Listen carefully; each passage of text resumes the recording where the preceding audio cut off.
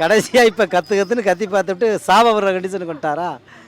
அவர் வந்து கத்துனது போக்குவரத்து இது இவ்வளவுமே வந்து இலங்கை வாழ் தமிழர்கள் வந்து ஆஸ்திரேலியாவிலேருந்து கனடாவிலேருந்து ஏகப்பட்ட பேர் அப்போவே கிட்டத்தட்ட 90களுக்கு முன்னாடியே நிறையா குடியேறி நிறையா சம்பாதிக்கிறாங்க. இலங்கை மக்களுக்காக நான் தான் குரல் கொடுக்குறேன் வைக்கிறேன்னு சொல்லிட்டு நிறையா கலெக்ஷன் பண்ணுறாரு. அந்த கலெக்ஷன் அமௌண்ட்டு பூரா இப்போ கட்டாயிடக்கூடாது அப்படிங்கிறதுக்காக இவருக்கு ஒரு அரசியல் அங்கீகாரம் வேணுங்கிறதுக்காக இந்த அளவுக்கு மூச்சை கொடுத்து மறுபடியும் கத்திக்கிட்டு இந்த தடவையும் நம்மளை இந்த ஜனங்க கழட்டி விட்டுருச்சுங்கன்னா நம்ம செல்லா காசு ஆகி போயிருமேங்கிற ஆதங்கத்தில் அவர் சாபம் கொடுக்க ஆரம்பிச்சிட்டாரு.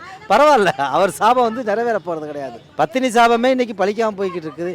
இவருடைய சாபம் எங்கே போய் பழிக்க போகுது? அப்படி சொல்ல முடியாதுங்க. மக்கள் மனசில் இருந்தாலும் சரி அதான் வருவாங்க.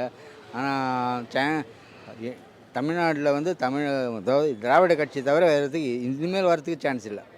இனிமேல் திராவிட கட்சி தான். அவர் வந்து கத்திக்கினே தான் இருக்கார் 15 வருஷமாக. சீமான் வந்து இன்னும் வந்து இலவச திட்டம் அந்த திட்டம் இதெல்லாம் நான் எதிர்க்கிறேன் அப்படின்னு சொல்கிறாரு.